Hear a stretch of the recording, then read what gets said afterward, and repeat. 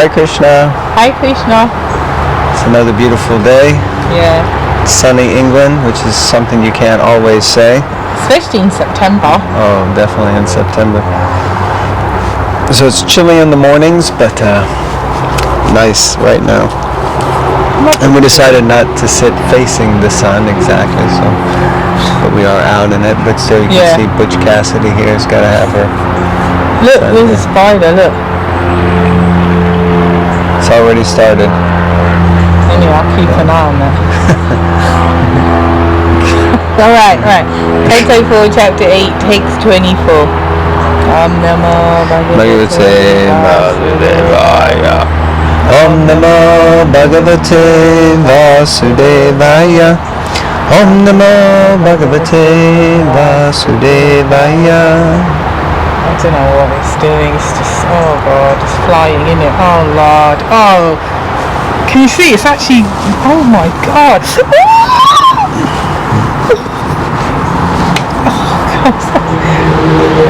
Where'd you put it on my feet? No, he just went down that hole there. Sweet, come on. Text 24. The great sage Maitreya continued. The instruction of Dhruva Maharaj's mother Suniti was actually meant for fulfilling his desired objective. Therefore, after deliberate consideration with intelligence and fixed determination, he left his father's house. Purport. Both the mother and the son were lamenting Dhruva Maharaj's having been insulted by his stepmother and his father's not having taken any step on this issue. But mere lamentation is useless. One should find out the means to mitigate one's lamentation. Isn't that amazing? Thus, both mother and son decided to take shelter of the lotus feet of the Lord because that is the only solution to all material problems. It is indicated in this connection that Dhruva Maharaj left his father's capital city to go to a secluded place to search out the Supreme Personality of Godhead. It is the instruction of Prahlad Maharaj also that if one is seeking peace of mind, he should free himself from all contamination of family life and take shelter of the Supreme Personality of Godhead by going to the forest.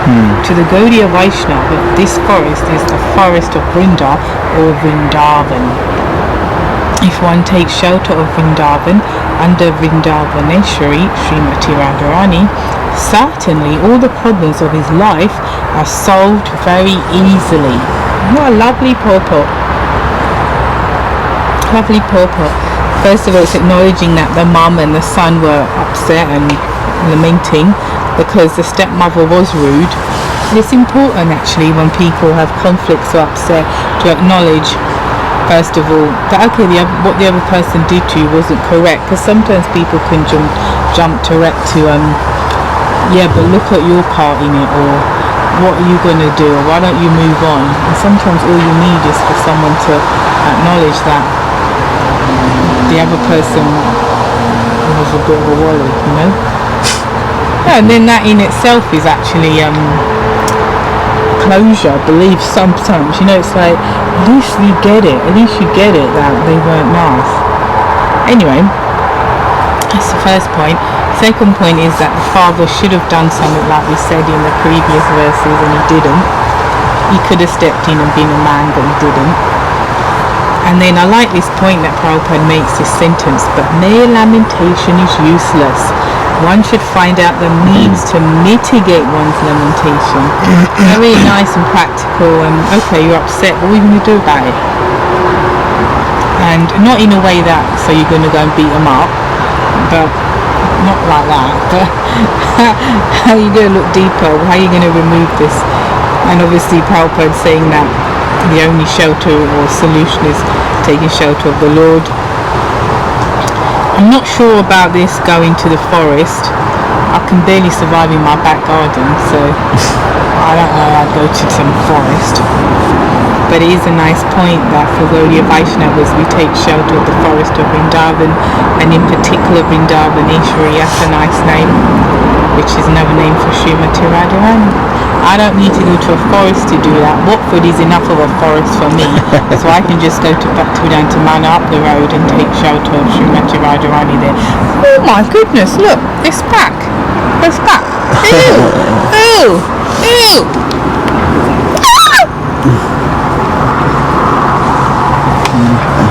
Alright, that's I've got nothing more to say. So I guess wherever there is Radha and Krishna, Prabhupada said wherever the deities of Radha and Krishna are, then that is not different from Vrindavan. So if we go to the manor, then that is Vrindavan. That is like going to the forest. Yeah. Of course, the point here being that Suniti is sending her son to the forest because that's where the sages and sadhus go to connect with God. Mm-hmm. But the point isn't to go to the forest. The point is to connect with God. So wherever you can go to take shelter and connect with Krishna, that is the point. That is the way to mitigate lamentation. Yeah. Ultimately, that we have to come in touch with something higher, because everything that's on a lower level that's materialistic or mundane is simply going to perpetually drag us down, because that is the nature of the material energy. So to go to the forest means go where we can get closer to Krishna. Go, and I guess that's also the same with Vanaprastha, means Vana goes to the forest, one who goes to the forest. But the point again, I don't think, is to just go into the forest for the purpose of being exiled or living in the jungle. The point is to go and, Vidura, traveled. So you go to places of pilgrimage, but wherever you can go to get connected with Krishna, I think. For me, that's what I understood. Does that make sense? Yeah, I understood that as well. Yeah. And Vrinda, the forest of Vrinda. So who is that Vrinda? Radharani. No. Tulsi. Yeah, Vrinda Devi, Tulsi Maharani. So it's the forest of Vrinda, who is the orchestrator of all the different leelas and pastimes of Krishna. So like that. Okay, text 25. The great sage Narada overheard this news, and understanding all the activities of Dhruva Maharaj, he was struck with wonder. He approached Dhruva, and touching the boy's head with his all-virtuous hand, he spoke as follows. I mean, Dhruva's already blessed. He just got touched on the head by Narada Muni. I mean, that's awesome. Purport. When Dhruva Maharaj was talking with his mother, Suniti, of all the incidences that had taken place in the palace, Narada was not present. Thus, the question may be raised, how Narada overheard all these topics? The answer is that Narada is Trikalagya. He is so powerful that he can understand the past, future, and present of everyone's heart, just like the Super Soul, the Supreme Personality of Godhead. Therefore, after understanding the strong determination of Dhruva Maharaj, Narada came to help him. It may be explained in this way. The Supreme Personality of Godhead is present in everyone's heart, and as soon as he understood that a living entity is serious about entering devotional service, he sends his representative. Very important. In this way, Narada was sent to Dhruva Maharaj. This is explained in the Chaitanya Charitamrita, Guru Krishna Prasade Pai Bhakti Lata Bij. By the grace of the spiritual master and Krishna, one can enter into devotional service. Because of Dhruva Maharaj's determination, Krishna, the Super Soul, immediately sent his representative Narada to initiate him. So this is really, really powerful and important. Because, yes, when the student is ready, the teacher will arrive. So, and how does that work? Srila Prabhupada's explained here. It works by the will of the super soul, will of Krishna through the medium of the super soul that's in the heart of all living entities. So Krishna's there, he sees, oh my God, Dhruva is rolling out, he's serious, he wants to interact with the Lord. Now what I would say is a question is, if the Lord in the heart already knows that, why did he send Narada? Why didn't he come himself and just sort his pure devotee out? And there could be a lot of answers. Maybe you can give an answer in the comments below. What do you think what that is? But there are also answers. But we'll leave it and see if anyone writes anything. If you don't, then we'll probably forget about it and never explain it. So it's good if you write, because then we'll remember and we'll talk about it next time. But why would the Lord send his representative instead of just coming himself? What do you think? Isn't that a good question? Yeah. Alright, text 26. How wonderful are the powerful Kshatriyas. They cannot tolerate even a slight infringement upon their prestige. Just imagine, this boy is only a small child, yet harsh words from his stepmother proved unbearable to him. Purport. The qualifications of the Kshatriyas are described in Bhagavad Gita. Two important qualifications are to have a sense of prestige and not to flee from battle.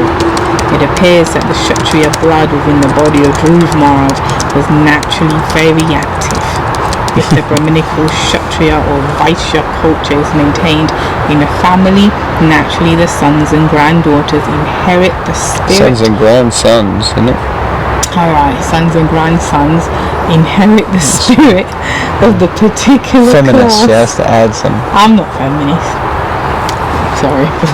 Oh, no.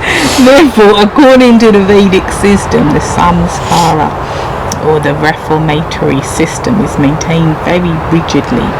If one fails to observe the reformatory measures current in the family, one is immediately degraded to a lower standard of life. A nice point, because as we've discussed on that, especially in the, I guess, Indian culture, it's sort of like maintained, if great granddaddy was a Brahmin, we're all Brahmins, don't matter what we're doing in life, not doing, we are Brahmins,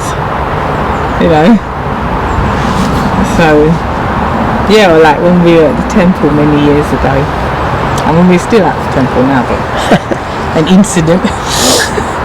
I remember one man came, I don't know what was wrong with him, but it wasn't right, and his mum was a bit bullish. It was a festival day. It must have been Lord Nityananda. It was festival day. I don't know if you remember. And she was a bit bullyish and said, look, let him sing Kirtan. I said, no. Who he is, and he looks a bit funny. He weren't saying anything, but she was, oh God, too much. And then I'm pretty sure you had to get involved in others because she weren't happy with me. Her point was, we come in the line of one of the Goswamis. It might even be Nityananda, but like that, coming in the lineage like that. And I was like, oh no, sorry. And yeah, just someone turned up. They were from India, and they may have been in some sort of lineage, but it weren't happening. So, but just on the din of what someone that were connected to 300-400 years ago, 500, whatever. Imagine that, calling the shots on that. Well, I mean, actually, what? You're a ladybird. Please don't flick it on me. Don't flick it on me. Where is it? I don't like ladybirds. Did it go? It's like perpetual excitement just sitting in this guy. Did you flick it on me? Is it on me? No, it's not on you. I don't like ladybirds. They're just the cutest bugs on the planet. You can't handle them. So, what I was going to say was that... I'm not going to sit outside anymore. what I was going to say is that if someone does come in the lineage of Lord Nityananda, that is glorious. Beyond a shadow of a doubt. If they come in the lineage of any Goswami, any exalted personality, like Abraham Lincoln, for God's sakes, if someone, we're going to treat them with a certain level of respect. Now, what it doesn't mean is that they have the qualities or characteristics of Abraham Lincoln or, Vishwanath Chakravarti Thakur or, Lord Nityananda. It doesn't mean that they are that person, and it doesn't necessarily mean that they have that character or qualities. So, whatever, I don't remember the scenario, but, them asking to lead kirtan, it's like, my great-great-great-great-grandmother was Whitney Houston or something, and it's like, give me a Grammy award, or give me a record deal. Hello, just because you're born. Or as Prabhupada gives the example, just because your father is a high court judge doesn't mean that you're a high court judge. You still have to go through the process to prove to get your own qualification. You may have a better chance. I know quite a few devotees or quite a few people who are born in families where the parents are both singers and or actors. And they naturally grow up hearing music, seeing people playing and singing, and so they have a natural inclination towards it. But lots of people are born in families where there's a certain thing going on, and they have nothing of those qualities or skills, So I think that was mainly the point, right? Yeah, it's true. You see that in the media all the time. The daughter or the son of some famous model, it's surprise, their kids become models, but they don't look like anything special that you wouldn't see down to in High Street or something. And they get these big deals and modeling contracts because of nepotism, What are you thinking? I'm just thinking that I'm sure you're not only going to get a modeling deal if you can model.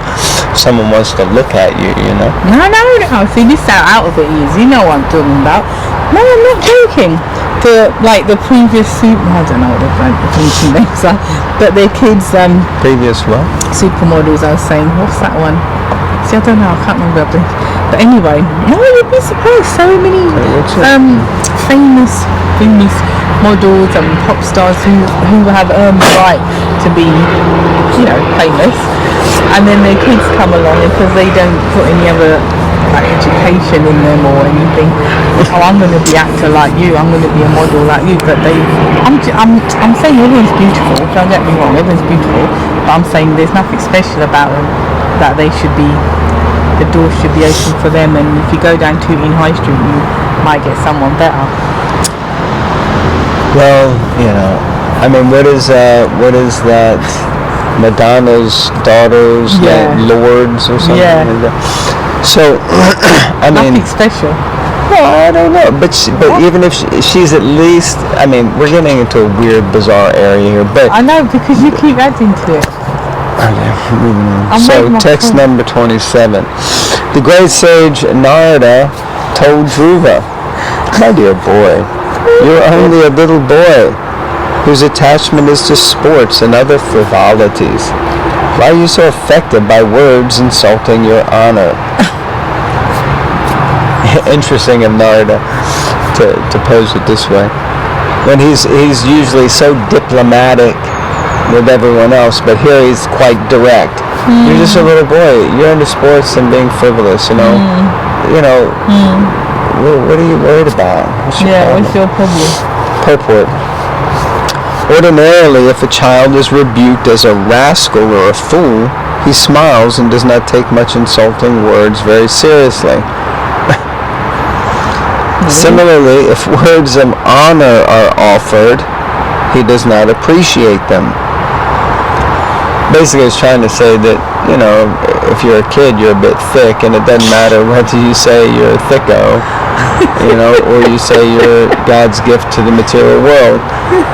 Either way, you're like, whatever.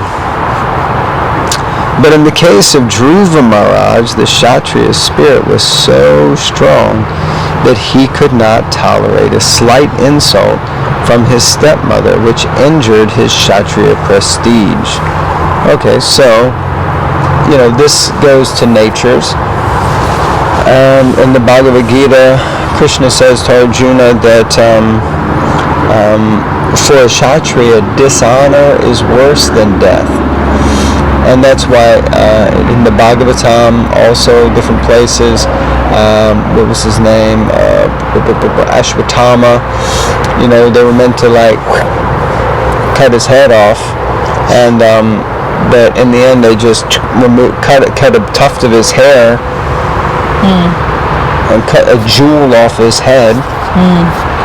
And that was real dishonor for him, and that was considered the same as killing a Kshatriya.